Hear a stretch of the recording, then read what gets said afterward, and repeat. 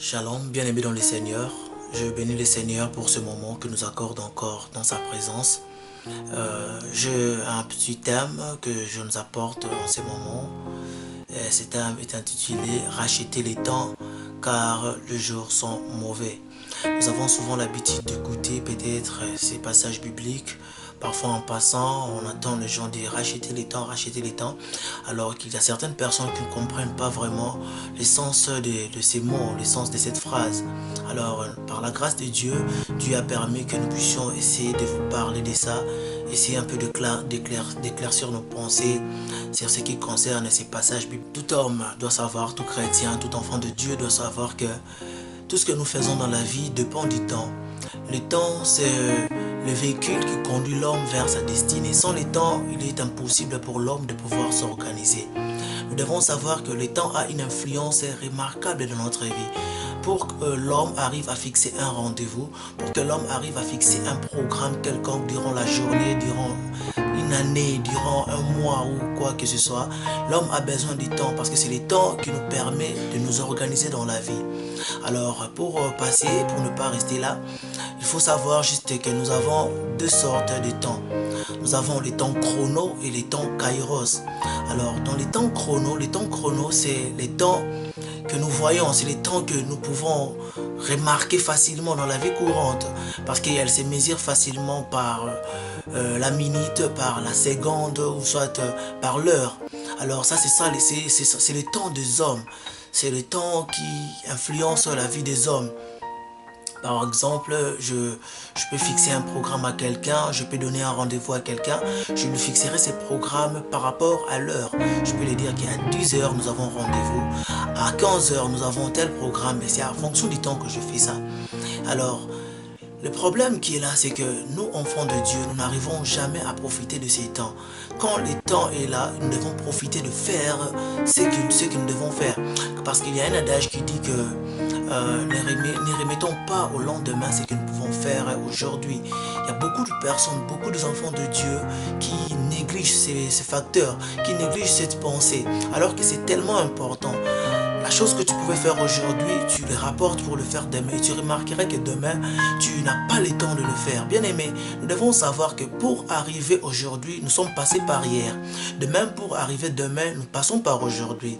Cela veut simplement dire que Dieu nous donne souvent le temps de faire les choses. Dieu nous accorde des opportunités qui ne peuvent jamais revenir deux fois dans la vie. Alors quand nous avons ces temps, nous devons profiter pour pouvoir arriver à atteindre nos objectifs, pour pouvoir faire ce que nous devons faire rapidement pour être dégagés. Il y a beaucoup de personnes qui se sont retrouvées dans les échecs dans la vie. Ils sont restés dans l'échec dans la vie parce qu'ils ont négligé le facteur du temps. Ils ont eu l'habitude de rapporter toujours, de rapporter ce qu'ils devaient faire et ils se sont retrouvés en fin de compte qu'ils n'avaient plus de temps. Alors toi, enfant de Dieu qui me suis en ce moment, mets ça dans ta tête, mets ça dans ta conscience que les temps que Dieu t'accorde, tu dois profiter de ces moments pour faire ce que le Seigneur te demande de faire. Et deuxièmement, nous avons le temps Kairos. En dehors du temps chrono, nous avons le temps kairos. Le temps kairos, c'est un temps qui ne dépend pas des hommes. C'est le temps de Dieu lui-même. Parce que Dieu, c'est le maître du temps et des circonstances. Le temps kairos, c'est un temps qui n'a rien à voir avec le calcul des hommes. Le temps kairos, c'est le temps que Dieu contrôle de sa propre manière.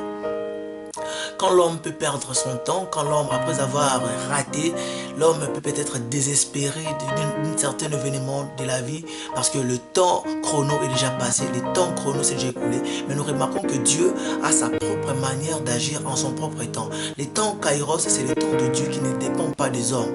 Le temps kairos, c'est le moment où Dieu nous donne des opportunités dans la vie. Vous allez remarquer, bien aimé, il y a des moments dans la vie où tout nous sourit. Vous allez remarquer qu'il y a des moments dans la vie où tout va bien. Quand tu fais quelque chose, ça réussit.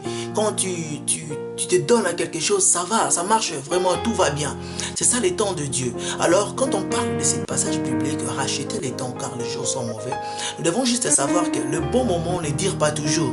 Car il y a des moments où la vie peut nous sourire, il y a des moments aussi où la vie ne peut pas nous sourire. Car un passage biblique déclare ceci, il y a un temps pour toutes choses, un temps pour toutes choses sur la terre. Il y a un temps pour naître, il y a un temps pour mourir, il y a un temps pour planter, il y a un temps pour récolter ce qu'on a planté. Cela veut dire que quand tu as l'opportunité de vivre, profite de ce que la vie est en train de t'offrir pour le moment. Parce que demain, ça peut être tard. Si aujourd'hui, le Seigneur t'accorde la grâce d'avoir le parent qui paye tes frais scolaires, qui paye tes minervales, qui t'aide à étudier, à aller de l'avant, tu dois profiter de ce moment, tu dois profiter de la présence de tes parents, parce que plus tard, tes parents peuvent mourir. Tu pourras te retrouver peut-être dans la famille, tu commenceras à te poser des questions, à te faire des soucis en te disant que quand j'avais mon père, vous savez, il y a beaucoup de personnes qui se dérangent aujourd'hui, qui se disent, si je savais quand j'avais mon papa, quand j'avais ma maman, c'est déjà trop tard parce que son papa ne plus là, sa maman ne plus là. Celui qui pouvait le soutenir à étudier, celui qui pouvait payer ses frais scolaires ne plus là. Et il se retrouve que tout est déjà tard pour lui. Bien aimé, j'aimerais te dire encore quelque chose. Quand tu rencontres que dans ta vie, tu as des moments qui te sont offerts pour prier, tu as des temps favorables pour chercher Dieu, pour aller dans la présence de Dieu à tout moment, fais-les. Quand l'Esprit te pousse à prier, prie. Quand l'Esprit te pousse à lire la Bible, prie. Parce qu'il y a des moments où tu auras besoin de prier, mais que tu n'arriveras pas à prier. Mais quand tu es en train de prier, sache que tu es en train d'approvisionner le prière. Quand tu pries, sache que tu es en train de garder, de faire des provisions de prière. C'est pourquoi tout enfant de Dieu doit saisir l'opportunité qu'il lui est donnée. Tu as des amis qui ne connaissent pas Dieu. Tu as des frères et sœurs dans la famille, au quartier, par-ci, par-là, à l'institut, au travail, à l'université, des amis qui ne parlaient pas de Dieu.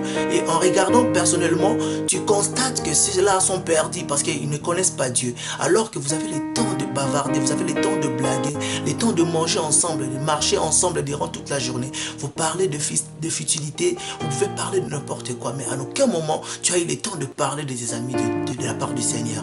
Bien aimé, profite de ce moment qui t'est offert. Parle à tes amis de la part de Dieu. Profite de ce temps qui t'est offert.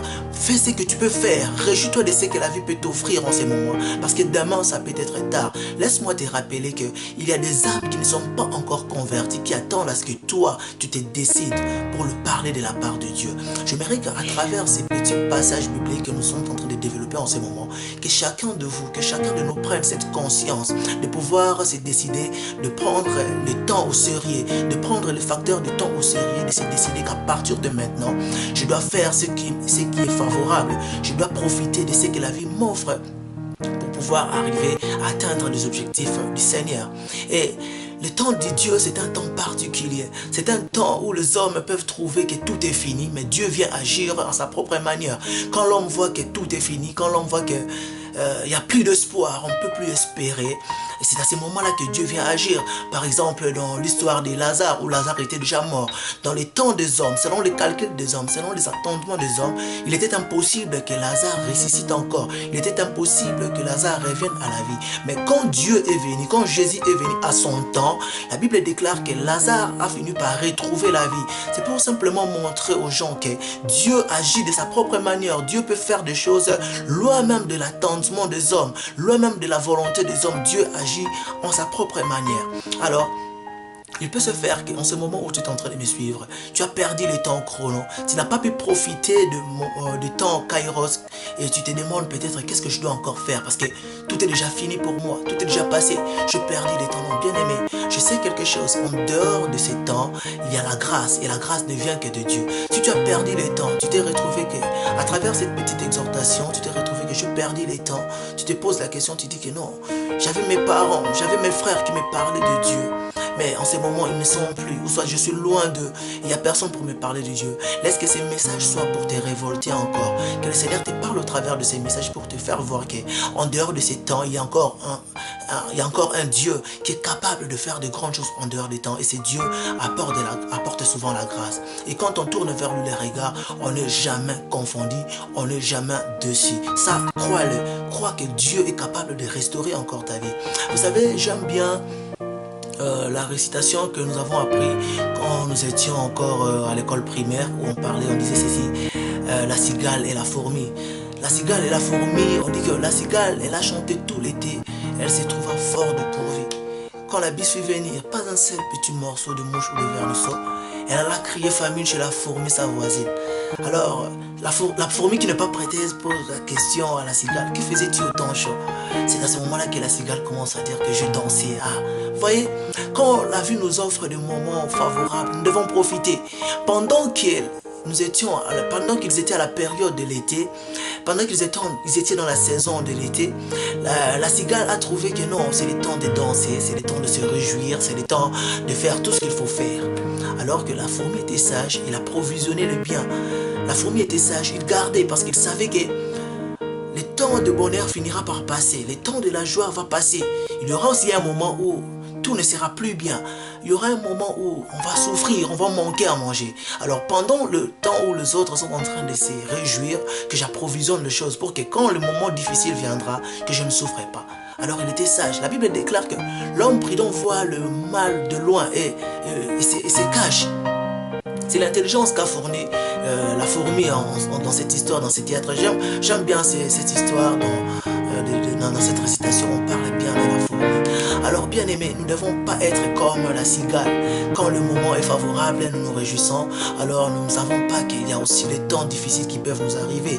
C'est simplement pour te dire que bien aimé, réjouis-toi de ce que le Seigneur te donne, de ce que le Seigneur te propose. Car aujourd'hui, peut-être tu as tes parents pour étudier. Aujourd'hui, tu as peut-être eu cette opportunité d'écouter la parole de Dieu. Aujourd'hui, tu as peut-être eu la grâce d'avoir le parent qui t'ont appris le chemin de Dieu, qui t'ont montré la voie du Seigneur, qui t'ont amené à l'église, qui t'ont fait comprendre la voie de Dieu. Profite de ce moment parce que demain tes parents peut-être ne seront plus là. Peut-être ta maman qui t'apprend la prière ne sera plus là. Peut-être ton pasteur, ton encadreur ne sera plus en vie et tu resteras seul. Alors c'est à ce moment-là que tu sauras maintenant c'est quoi l'importance de la vie. Bien aimé, si tu veux être un grand demain, commence à les préparer aujourd'hui. Si tu ne veux pas souffrir demain, commence à te préparer aujourd'hui. Si tu ne veux pas regretter demain, commence à te préparer aujourd'hui parce que rien n'est encore tard. Le Seigneur t'accorde la grâce. Le Seigneur veut que tu puisses comprendre les choses afin que tu puisses conduire ta vie comme il faut. Pour que demain, quand il sera tard, pour toi, que ça ne soit pas tard, que tu dises heureusement que j'avais vu le mal de loin, le Seigneur m'avait aidé et me voici aujourd'hui en train de me réjouir. Vraiment que le Seigneur vous bénisse au travers de ces messages, que la paix du Seigneur règne dans vos familles, que la paix du Seigneur règne dans vos foyers partout où vous êtes, que la paix du Seigneur vous accompagne, que le Seigneur vous bénisse. Amen.